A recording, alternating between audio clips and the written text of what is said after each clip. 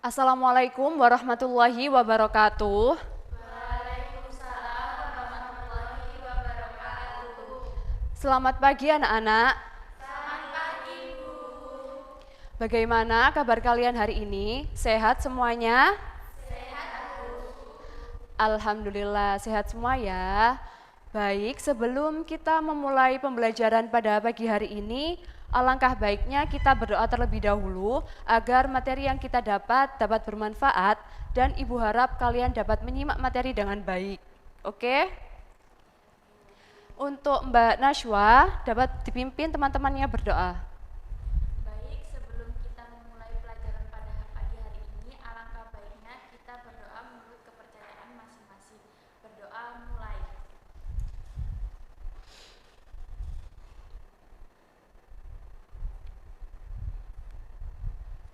Berdoa tak pernah usai. Terima kasih Mbak Najwa. Baik, akan Ibu presensi terlebih dahulu, nanti kalau Ibu sebut namanya kalian bilang hadir ya. Eka Nurulansari, Sinta Maihapsari, Eka Dina Amelia, Devinda Nurputriana, Cahya Wulaningrum, Najwa Putri Aulia Khalifah. Baik, hari ini kalian hadir semua. Untuk sebelum kita memulai materi hari ini, Ibu mau cek nih semangat kalian dulu. Apakah kalian hari ini sudah semangat atau masih belum semangat? Nanti kalau Ibu bilang selamat pagi, kalian jawab pagi, pagi, pagi, luar biasa. Bisa dipahami? Bisa, Bu. Oke, selamat pagi.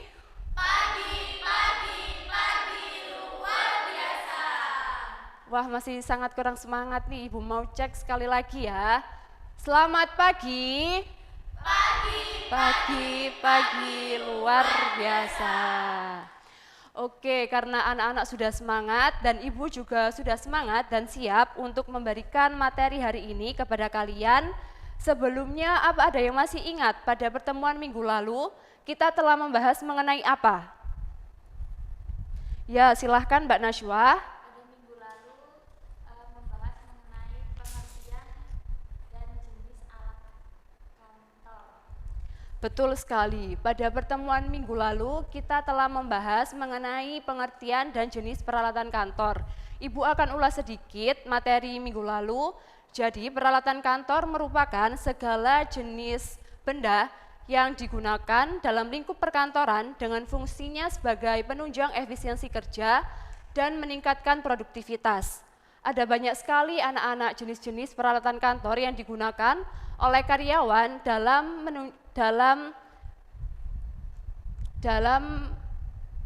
mengerjakan tugas di kantor.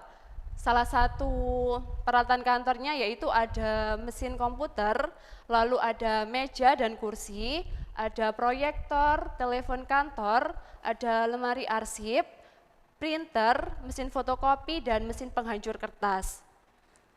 Nah, karena kita sudah membahas mengenai materi minggu lalu, pada pertemuan hari ini kita akan membahas terkait pengelolaan aplikasi perkantoran. Kemudian kita juga akan membahas aplikasi perkantoran dan macam-macam aplikasi perkantoran itu apa saja. Oke, karena Ibu juga sudah memberikan ulasan dan juga judul materi pembelajaran kita pada pagi hari ini, untuk anak-anak silahkan dapat dikeluarkan buku dan juga alat tulisnya.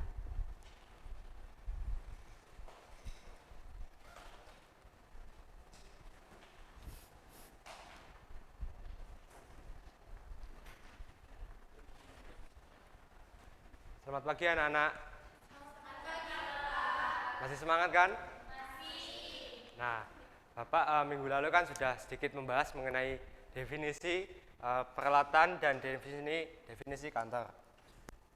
Nah, Bapak akan ulas lagi sedikit mengenai apa itu definisi peralatan. Definisi peralatan merupakan semua benda dan alat yang digunakan untuk memfasilitasi pekerjaan di dalam dunia perkantoran, mulai dari perangkat komputer, mulai dari seperti adanya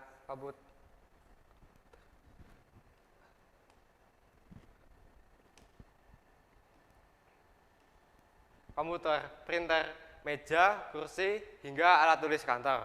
Nah, sedangkan definisi kantor itu merupakan dalam dunia bahasa Inggris adalah office. Nah, dalam dunia perkantoran merupakan tempat yang dapat memberikan suatu layanan, ruang, tempat bekerja maupun posisi. Kantor merupakan suatu proses penyelenggaraan kegiatan seperti pengumpulan, pencatatan, pengolahan, penyimpanan maupun pendistribusian data.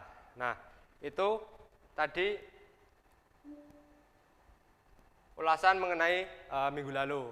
Maka minggu ini Bapak akan menjelaskan mengenai beberapa macam alat aplikasi perkantoran, inovasi dan teknologi yang ada, tantangan maupun macam-macam lainnya. Nah,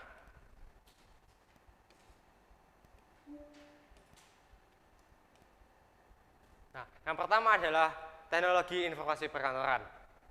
Teknologi informasi perkantoran merupakan penerapan teknologi dalam dunia kantor untuk membantu proses pencatatan,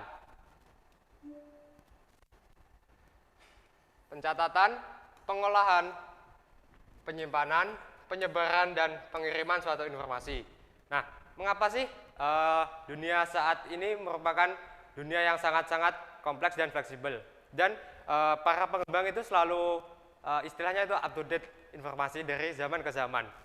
Nah, dengan adanya peningkatan informasi teknologi tersebut dengan tujuan utama yaitu membantu efisiensi suatu individu maupun suatu organisasi perusahaan itu untuk membantu seperti yang Bapak sebutkan tadi, seperti pencatatan, penyebaran maupun informasi yang akan mereka sebarkan ke khalayak umum meskipun dalam jumlah sedikit maupun dalam jumlah banyak. Nah, ini mencakup perangkat keras seperti mungkin printer, alat fotokopi maupun perangkat lunak seperti yang hard file maupun soft file seperti yang di dalam file-file PDF maupun file-file Microsoft Word seperti itu. Nah, teknologi perkantoran juga bertujuan untuk meningkatkan produktivitas, efisiensi, dan efektivitas pekerjaan di kantor. Nah, seperti yang Bapak sebutkan tadi, teknologi yang ada itu juga bukan serta-merta dibuat untuk tujuan semata belaka. Nah, tujuan utamanya untuk meningkatkan produktivitas, efisiensi, dan efektivitas pekerjaan dalam dunia kantor. Nah, itu tadi teknologi informasi perkantoran. Mungkin sampai saat ini ada yang masih dibingungkan sebelum Bapak ke slide selanjutnya? Belum ada ya? Baik. Nah, di sini sebelum Bapak menjelaskan lagi, Bapak mau tanya nih, biasanya anak-anak kalau mengerjakan tugas di laptop itu menggunakan aplikasi apa? Apa? Excel. Nah, itu tadi yang anak-anak sebutkan merupakan sebagian contoh kecil aplikasi-aplikasi yang ada di dalam Office maupun laptop kita. Nah, yang pertama adalah yang Mbak Cahya sebutkan tadi yaitu Microsoft Word. Nah, itu merupakan salah satu aplikasi yang paling populer yang berada di dalam PC maupun laptop kita. Nah, mungkin kalau di dalam dunia sekolah seperti anak-anak saat ini, biasanya kan Bapak juga memberikan tugas. Nah, biasanya kalau Bapak memberikan tugas juga kan terkadang seperti makalah dan itu biasanya informasi yang anak-anak dapat itu biasanya digunakan untuk pencatatan data dan informasi yang ada itu dikumpulkan dalam suatu file dan nantinya akan menjadi suatu informasi yang bermanfaat bagi anak-anak sendiri sebagai pembuat maupun akan disebarluaskan sebagai informasi yang memberikan edukasi kepada khalayak umum. Nah, yang kedua adalah Microsoft Excel yang disebutkan Mbak Eka Dina tadi. Nah, Microsoft Excel itu bukan hanya aplikasi yang berkaitan dengan anak-anak akuntansi maupun anak-anak yang sering menghitung gitu saja. Namun Microsoft Excel itu lebih daripada itu karena salah satu aspek dalam dunia kerja yaitu harus mengkondisikan informasi seperti dana yang besar maupun uang-uang yang dalam jumlah banyak itu harus dihitung dalam skala waktu yang cepat. Maaf ya, saya bilang. Nah, Microsoft Excel itu dapat membantu kita mengotomatisasi tugas seperti penjumlahan, pengurangan, pengkalian maupun hal-hal yang berbau angka dalam waktu cepat dan tanpa kita harus menghitung secara manual. Nah, yang ketiga adalah Microsoft PowerPoint tadi. Nah, Microsoft PowerPoint yaitu salah satu aplikasi yang unik dalam dunia presentasi pada saat ini. Nah, data-data yang biasanya kita kumpulkan banyak dalam Microsoft Word itu biasanya kan terlalu banyak dan terlalu rinci. Nah, apabila kita mau menjelaskan kepada audiens juga, kan kita juga kan nggak mungkin apabila mau menjelaskan semuanya secara detail. Nah, poin-poin yang ada di dalam Microsoft Word itu dapat kita ambil poin-poin pentingnya dan kita dapat menaruhnya di dalam Microsoft PowerPoint. Apalagi juga kan kita sekarang banyak seperti template-template yang menarik gitu juga kan ya. Nah, apalagi itu bisa seperti menarik mata audiens untuk tertuju kepada kita dan bisa menghargai kita sebagai presentator di depan. Nah, yang keempat adalah Google Workspace. Nah, sesuatu tim ataupun suatu kelompok itu dapat mengedit dokumen, spreadsheet, dan presentasi secara bersamaan. Yang kelima adalah Google Spreadsheet. Nah, kalian juga dapat mengubah dan berbagi spreadsheet dengan Google Spreadsheet. Nah, adanya Google Spreadsheet itu biasanya seperti kita kalau mau mengelis sesuatu di dalam kelas. Nah, kan kita kalau dulu kan harus salin dan isi satu-satu. Kan terkadang kita juga kayak rebutan gitu kan. Nah, kalau dengan adanya Google Spreadsheet ini, nah, maka hal yang ribet tadi dan dapat memacu keributan dalam suatu list-listan itu dapat kita minimalisir dengan hanya berbagi link dan anak-anak yang dapat mengaksesnya itu juga dapat mengedit sesuai kebutuhan mereka. Nah, yang keenam adalah Google Docs. Nah, mungkin kalian juga itu tidak asing ya dengan adanya mungkin seperti kuesioner maupun pengerjaan UTS pada 2 minggu lalu. Nah, itu juga merupakan salah satu inovasi yang digunakan oleh Google Docs dan pihak sekolah kita juga menggunakan Google Docs itu juga untuk menggunakan aplikasi ini untuk mendukung kolaborasi real time sehingga anggota tim dapat bekerja dalam dokumen yang sama. Nah, maksudnya kalau seperti kuesioner itu kan juga kita kan mungkin mendapatkan keterbatasan waktu dan biaya. Nah, dengan adanya Google Docs ini kita dapat menge-share link yang kita buat dan pertanyaan yang kita inginkan itu juga dapat kita masukkan di dalam Google Docs itu dan kita dapat mendapat jawaban dari para kuesioner maupun khalayak lainnya sesuai apa yang kita mau. Nah, selain macam-macam aplikasi itu, mungkin masih banyak lagi seperti Google Drive. Mungkin biasanya digunakan oleh anak-anak apabila terdapat pengumpulan tugas gitu juga dan biasanya kalau nggak salah itu terdapat 10 hingga 15 GB penyimpanan. Selain itu masih banyak lagi dan lainnya. Nah, itu tadi sedikit macam-macam aplikasi perkantoran yang paling umum kita jumpai. Sebelum ke slide selanjutnya, mungkin ada yang ingin ditanyakan lagi? Jika tidak ada, Mas? Belum ya? Oke.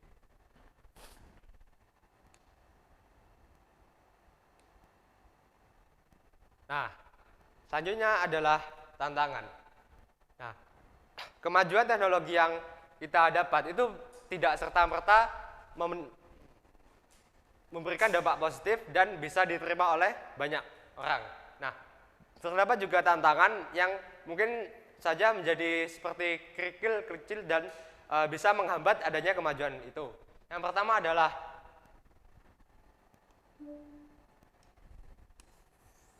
resistensi terhadap perubahan. Nah, apa sih resistensi terhadap perubahan itu. Nah, seperti yang Bapak ulas juga, perubahan itu juga tidak serta-merta dapat disukai maupun ditanggapi baik oleh semua pihak. Nah, beberapa anggota mungkin masih merasa kesulitan dan harus adaptasi dengan hal yang baru. Nah, seperti yang resistensi itu mungkin sering kita jumpai seperti dalam dunia kerja kita, mungkin anggap saja dalam tetangga kita kan terdapat banyak orang tua. Nah, itu mungkin saja kan mereka masih menganggap buat apa sih adanya teknologi ini, buat apa sih dipelajari. Nah, namun dengan adanya kemajuan zaman seperti saat ini, Bapak harap juga anak-anak sebagai generasi milenial dan generasi Gen Z itu dapat menanggapi perubahan teknologi yang ada itu dengan bijak dan dapat selalu mengupdate skill kemampuan anak-anak semua. Yang kedua adalah keamanan data. Nah, keamanan data ataupun yang dalam istilahnya itu cyber hacking. Nah, adanya kemajuan teknologi juga dapat membuat beberapa oknum ingin melakukan peretasan data. Nah, untuk menghindari kemungkinan itu, maka dibutuhkan suatu sistem keamanan data yang kuat. Nah, mengapa sih kita harus membackup data dan mengelola data itu dengan tepat? Data-data yang kita buat, data-data yang kita kumpulkan, data-data yang kita kelola yang sebelumnya menjadi hak aset kita, juga kan kita juga tidak mau ya apabila dicuri oleh orang lain. Nah, maka sistem keamanan data yang kita buat juga itu harus selalu ditingkatkan dan meminimalisir oknum untuk melakukan pencurian data tersebut. Yang ketiga adalah kesenjangan keterampilan. Nah, kesenjangan ini biasanya mungkin ditanggapi oleh berbeda, masih ada yang masih baru mengenal, ada yang sudah mengenal maupun ada juga yang sudah fasih terhadap dunia teknologi. Nah, kesenjangan ini memiliki konsep yang berbeda-beda dan belum sepenuhnya orang menguasai teknologi. Pelatihan dalam hal ini dibutuhkan supaya peningkatan kualitas kerja lebih baik. Nah, dengan kita selalu up to date dan kita selalu belajar dengan adanya teknologi baru, maka kita juga harus meningkatkan karena dunia kerja yang ada saat ini sangat-sangat luas dan dunia kerja yang ada di luar itu membutuhkan orang yang skillnya multifungsi. Nah, yang selanjutnya adalah manfaat aplikasi perkantoran. Nah, yang pertama adalah efisiensi operasional. Nah, buat apa sih kita menggunakan aplikasi? Nah, yang pertama adalah efisiensi operasional. Penggunaan teknologi dalam administrasi dapat menghemat biaya dan waktu. Teknologi ini akan melakukan pendataan dan penyimpanan data yang lebih cepat. Nah, dengan data-data yang kita butuhkan dalam jangka waktu yang tepat dan cepat, nah, maka kita dengan adanya bantuan teknologi, kita juga dapat mengelola data-data yang ada dalam waktu cepat dan meminimalisir biaya dan waktu. Nah, yang kedua adalah analisis data. Dengan kemajuan teknologi, maka penyebaran data juga semakin luas. Data tersebut akan lebih baik disusun menggunakan teknologi yang ada dibanding cara tradisional. Nah, analisis dengan adanya kemajuan teknologi, maka data-data yang kita kumpulkan itu juga tidak hanya dimiliki oleh kita sebagai pembuat, namun data-data yang kita buat juga apabila ada orang lain yang ingin membutuhkan suatu informasi yang lebih banyak, apabila mereka juga tidak memiliki data yang tidak selengkap yang punya kita, nah kita itu juga dapat membagikan data tersebut kepada orang lain dan data tersebut dapat menjadi hal-hal yang informatif.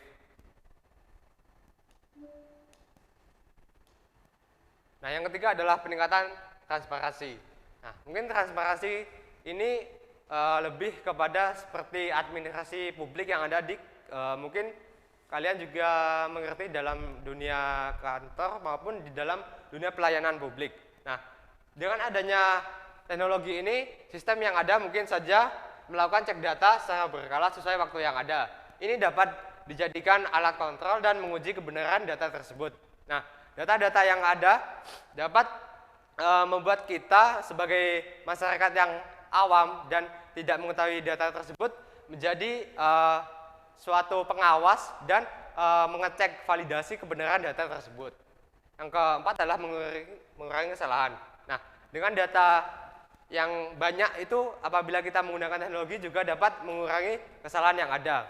Contoh kecilnya apabila kita mengetik di dalam laptop. Kalau salah kan itu juga tinggal di backspace. Nah, dengan adanya kemajuan itu, digitalisasi akan lebih mudah digunakan serta dapat mengurangi resiko apabila terjadi kesalahan data karena bisa langsung cepat melakukan revisi.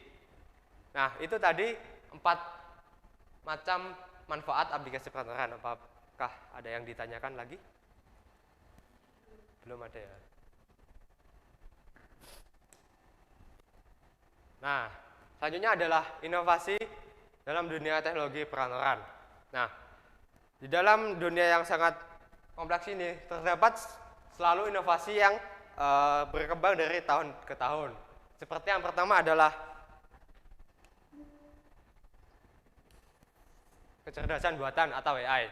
Nah, mungkin kita juga tidak asing ya mendengar kata AI seperti halnya ChatGPT, AI, Perplexity, Gemini, ChatBDF, dan lain-lain. Nah, itu merupakan aplikasi platform yang dikembangkan untuk kebutuhan informasi yang sangat cepat dan terkadang individu itu juga kalau zaman dulu kan kayak ribet gitu. Namun dengan adanya AI, maka informasi yang dibutuhkan oleh khalayak umum itu dapat ditemui oleh bantuan AI dengan cepat dan informasi yang ada dapat diolah sesuai kebutuhan mereka masing-masing.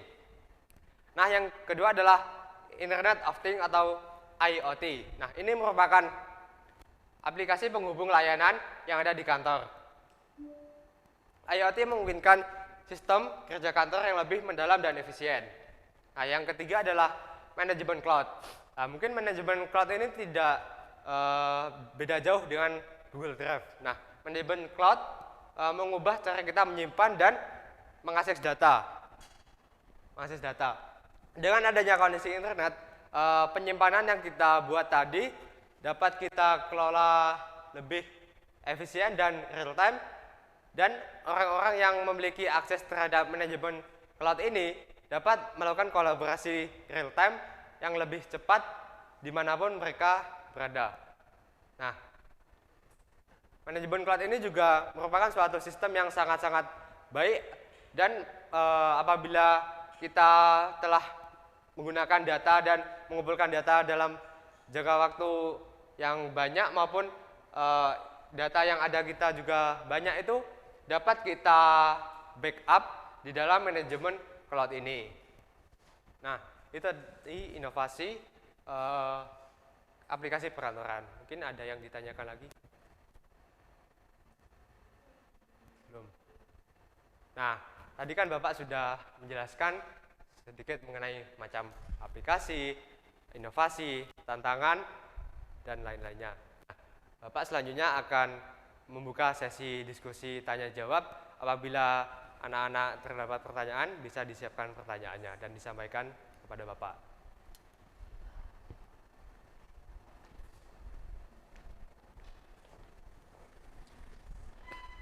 Oke, anak-anak semua. Nah, tadi kan sudah dijelaskan Ibu nih terkait aplikasi alat teknologi perkantoran. Untuk nantinya anak-anak yang ingin bertanya dan anak-anak yang masih kurang paham terkait materi yang disampaikan tadi, boleh banget untuk disampaikan pada sesi tanya jawab ini. Nantinya juga ada poin bagi sesi tanya jawab pada hari ini, yang dimana poin tersebut akan menambah nilai plus kalian di presensi. Baik, untuk anak-anak yang ingin bertanya, boleh angkat tangan terlebih dahulu. Mungkin di sana Mbak Devinda, silakan. Apa peran komunikasi dan kolaborasi dalam pengelolaan aplikasi perkantoran? Nah, jadi anak-anak, komunikasi dan kolaborasi yang baik sangat penting karena meningkatkan kekompakan tim, memastikan seluruh anggota bekerja secara sinkron dan mengoptimalkan aplikasi daring yang mendukung kerjasama secara efektif, sehingga tujuan organisasi dapat tercapai dengan lebih efisien. Mungkin itu saja dari Ibu. Apakah masih ada yang dibingungkan, Mbak Davinda? Baik, selanjutnya yang ingin bertanya boleh angkat tangan. Baik, Mbak Eka Nur, dipersilakan.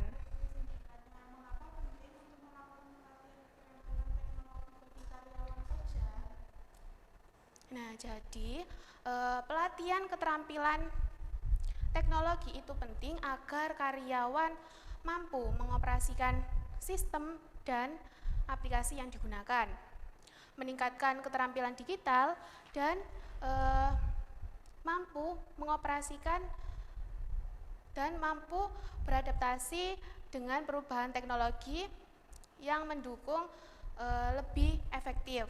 Mungkin itu saja dari Ibu. Apakah masih ada yang dibingungkan, Mbak Eka Nur? Mungkin yang selanjutnya ada yang ingin bertanya, boleh angkat tangan. Ayo yang ingin bertanya, dapat poin loh untuk menambah nilai kalian di presensi. Oke, Mbak Sinta silakan. Bagaimana implikasi penggunaan teknologi perkantoran pada kehidupan sehari-hari? Nah, jadi anak-anak, penggunaan teknologi perkantoran dalam kehidupan sehari-hari itu dapat diimplikasikan melalui perangkat yang sesuai kebutuhan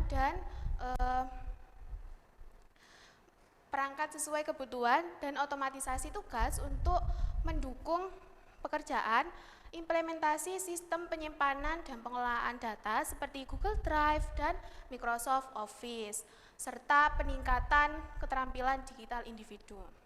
Nah, teknologi tersebut dapat membantu meningkatkan efisiensi dan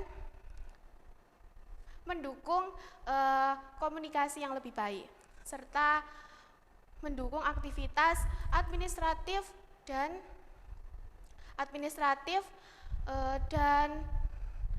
belajar sesuai kapanpun dan di mana saja. Mungkin itu saja dari Ibu. Apakah masih ada yang dibingungkan, Mbak Sinta? Sudah cukup, terima kasih. Oke, mungkin selanjutnya yang ingin bertanya, boleh angkat tangan terlebih dahulu. Tidak ada? Oke, sepertinya sudah paham semua ini terkait materi yang disampaikan Ibu tadi. Itu saja sesi tanya jawab pada hari ini. Mungkin kita lanjutkan ke sesi diskusi kelompok ya.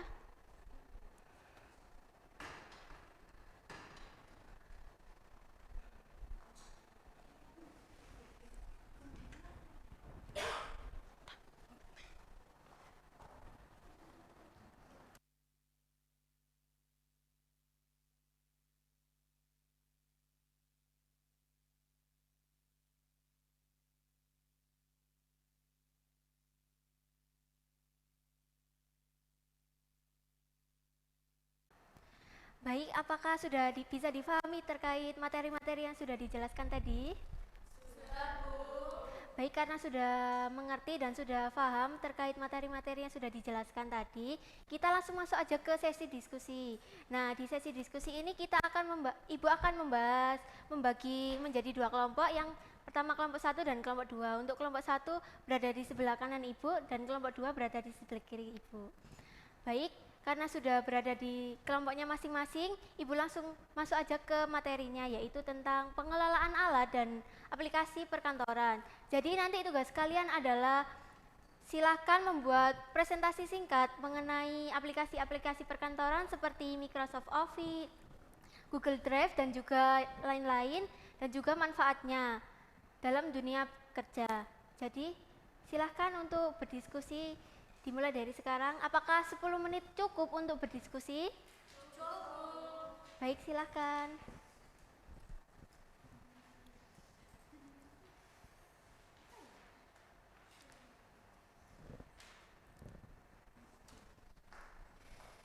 Apa masih ada yang dibingungkan? Enggak, Bu. Baik, silakan dilanjut. Dibingungkan apa? Tidak ada. Silahkan.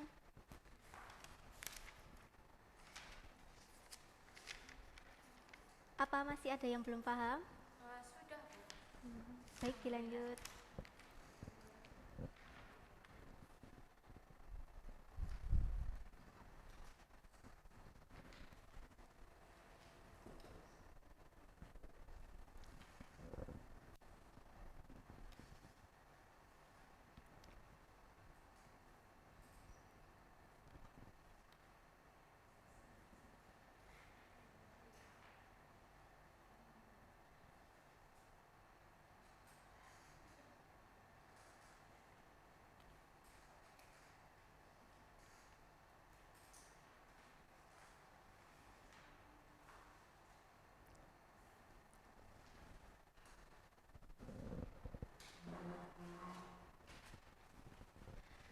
Baik anak-anak, 10 menit sudah berlalu.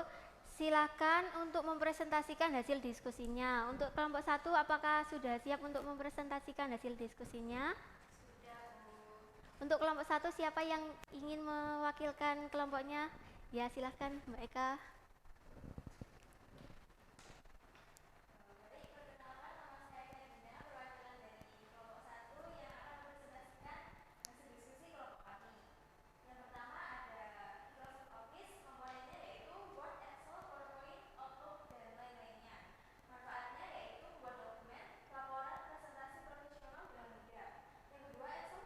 Pelan-pelan.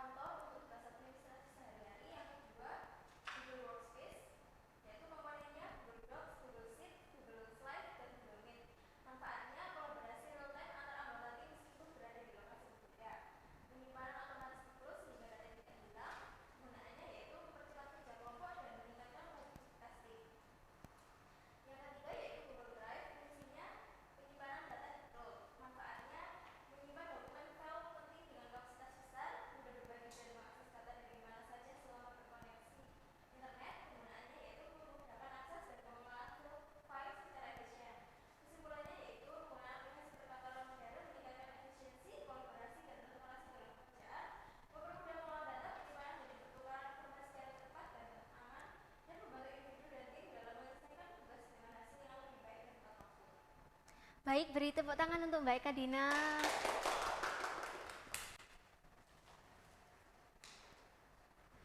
Untuk kelompok 2, siapa yang ingin mewakilkan?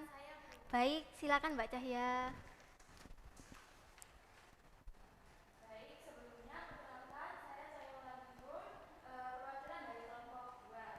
Di sini saya akan mempresentasikan hasil dari diskusi kelompok kami. Yang pertama yaitu ada Microsoft Office, yang dimana Microsoft Office ini adalah aplikasi utama yang meliputi dari Microsoft Word, Microsoft Excel, Microsoft PowerPoint, dan juga Microsoft Outlook. Manfaatnya dari Microsoft Office dalam dunia kerja ini yaitu yang pertama,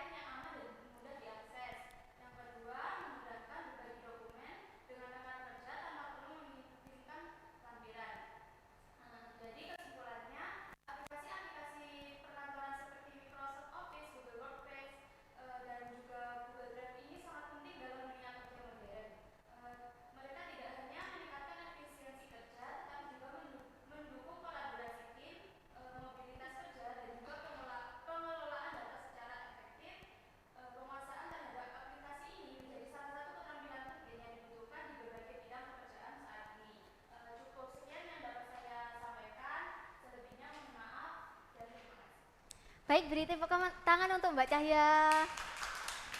Terima kasih anak-anak sudah mempresentasikan dengan baik. Ibu akan sedikit menambahkan mengenai materi diskusi kita hari ini, yaitu sudah dijelaskan tadi oleh anak-anak, yaitu terkait manfaat-manfaat aplikasi perkantoran, dan itu sangat memudahkan kita bagi di dunia kerja nanti. Jadi silahkan diimplementasikan bahwasanya itu memudahkan kalian juga. Baik, untuk diskusi kita kali ini Ibu cukupkan sampai sini.